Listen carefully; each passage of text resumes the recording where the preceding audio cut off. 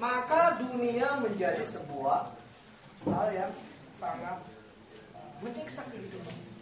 Ketika ada dia pengen bisnisnya, ada orang pengusaha yang pengen bisnisnya dikembangkan, kelapa sawit.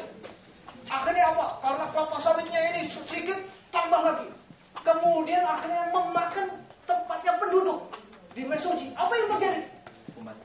Pembantaian masyarakat di Mesoji. Kemudian ada di wilayah Bima. Ya, masyarakat tidak setuju karena di situ tempat pengambilan makanan sehari-harinya orang untuk mencari nafkah, menambang rakyat istilahnya. Kemudian karena keinginannya pengusaha ingin memiliki, berani membayar pejabat di sana, kemudian daerah itu dikuasai. Apa yang terjadi? Masyarakat protes, yang terjadi adalah penembakan. Ini ketika keinginan mempunyai harta tidak disertai dengan firman. Dia tidak pernah puas. Yang terjadi kemudian malah menjadi siksa bagi orang. Begitu berkekuasaan. Kalau tidak disertai dengan iman, dia juga tidak akan menjadi kebahagiaan. Kita lihat bagaimana seorang Heraklius ketika ditangkap oleh sahabat Tuhan. Ditangkap nih, dicuk. Dihadapkan ke sahabat Tuhan. Mau ketemu bagaimana memimpin seorang kaum muslimin yang sangat besar, yang bisa begitu luar biasa, sampai Masjidil Aqsa tadi ya, kita sama-sama mendengarkan. Masjidil Aqsa itu dikuasai dan direbut pertama oleh para juridnya sahabat Umar. Mereka ingin mengetahui bagaimana sahabat Umar itu. Kemudian, mana Umar? Ternyata sahabat Umar lagi tidur di bawah pohon kurma. Bisa dibayangkan? Seorang khilafah yang begitu, seorang pemimpin Amirul Mukminin tidur di bawah pohon kelapa. Yang kemudian dibangunkan Amirul Mukminin Umar. Ya, ini bagaimana dia dibangunkan? Kemudian apa yang dikatakan Heraklius? Langsung mulutnya mengatakan, "Adil ya Umar, adil kamu Umar. Saya ini punya kekuasaan yang luar biasa. Kalau tidur dijaga pasukannya yang luar biasa. Makanan juga dites kalau mau makan gitu. Khawatir ada yang racun. Tapi saya tidak bisa pernah tidur nyenyak. Sedangkan engkau tidak ada yang jaga. Tidur di bawah pohon ini." Coba, subhanallah. Ini ketika makna kekuasaan itu disertai dengan iman dan mana yang tidak. Contoh lagi, kalau di Indonesia kan ada pejabat. Mau pergantian pejabat, sing sana sini. Wah, lo bisa ngasih. Takut sekali kalau jabatannya itu turun. Stres gitu. Kalau ada pergantian bupati atau stres, takut digeser. Yang terjadi, yang ramai kata Pak Haidar tuh, iya karena butuh. Wah, dukun nasta'in. Iya, kepada Allah dia berdoa, tapi lari kalau udah ada mau pergantian pejabat, lari ke dukun, minta agar dukun bisa menolong. Padahal dukunnya tidak punya kekuasaan apa. Nah, sangat lucu. Ini kemudian mengenai kekuasaan atau mengenai kebahagiaan. Nah, bagaimana memenuhi kebahagiaan yang sifatnya hakiki? Yang pertama, yaitu kalimat thayyibah. Di sini kalau nanti rekan-rekan semua mau melihat, ada kalimat thayyib. Nanti setiap kalimat thayyib ada beberapa di dalam ayat Al-Qur'an yang kalimat menggunakan kata thayyib. Artinya bagus, kehidupannya bagus, kebahagiaannya hakiki. Yang pertama, alam tara kaifa daraballahu masalan kalimatan thayyibah. Ada kata thayyibah. Kalimat yang baik, maksudnya apa? Satu sisi dari kebahagiaan manusia adalah dia memiliki kalimat thayyibah di dalam dadanya.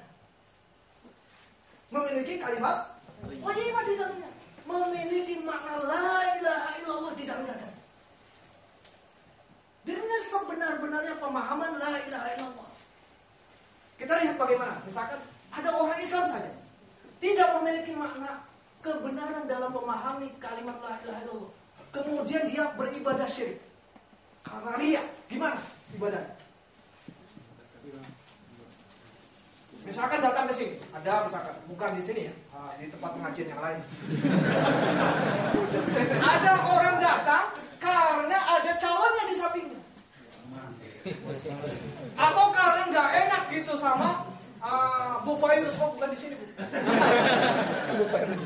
Nggak enak kan kalau disuruh-suruh Bu Virus, nggak enak. Tapi orangnya nggak di sini. Nah, dia datang di tempat pengajian karena niatnya tidak beres, niatnya tidak ikhlas karena Allah, maka pahalanya itu lenyap, tidak mendapatkan pahala.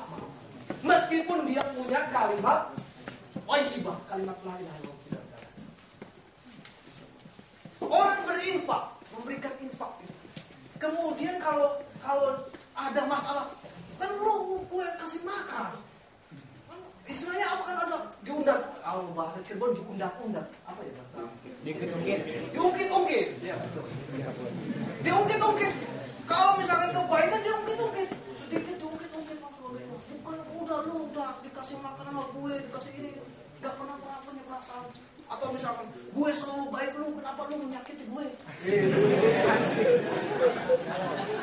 Ini ada rasa tidak ikhlas gitu. Maka ibadah seberapa pun akan hilang. Orang haji, kalau karena haji itu kemudian agar mendapatkan, kalau di Indonesia dipanggil Pak Haji, kalau tidak dipanggil Pak Haji, saya ini topinya putih loh. Saya belum haji tapi amin bersama. Semua Allah bisa haji. Nah ini ya, kalau tidak dipanggil haji kemudian ada perasaan tidak enak gitu, sambil mengatakan, oh saya dulu di sana zam-zamnya ngambilnya sekian. Oh cerita kan dia, maksudnya biar dipuji mau dia haji.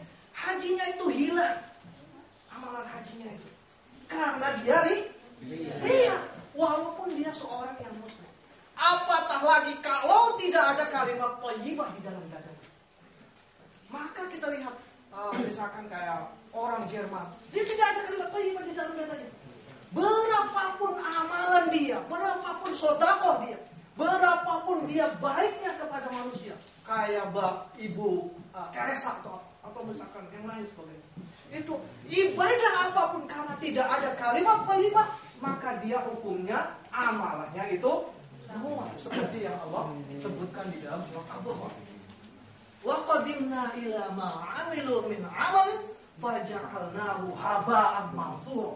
Seperti debu yang berterbangan di hadapan Allah, kosong dompong. Nah, ini makanya kita perlu kalimat thayyibah. Apa? Agar ketika kita beramal, agar ketika kita melakukan aktivitas, agar ketika kita apapun kegiatannya, kita dicatat oleh Allah Subhanahu wa taala menjadi amalan-amalan kita itu ada fungsinya. Kebahagiaannya bukan hanya kita di sini, tapi di akhirat. Ada sebuah pengalaman yang bagus sekali. Ada orang melakukan maksiat itu suka, senang. Ya. Tapi sebetulnya kesenangan itu sementara. Tapi dosanya dia abadi. Tapi sementara ada orang yang melakukan kebaikan. Melakukan kebaikan itu lelah. Tapi lelah itu akan menguap. Tapi pahala itu tidak akan pernah menguap. Inilah faktornya bagaimana kita menanamkan kalimat la ilaha illallah di dalam dada kita. Kita ikhlas beribadah dan sebagainya. Makanya sering pembawa acara mengatakan mari kita perbaharui niat kita agar kembali lagi kita mempunyai kalimat thayyibah di dalam dada kita. Ini yang pertama. Kemudian yang kedua,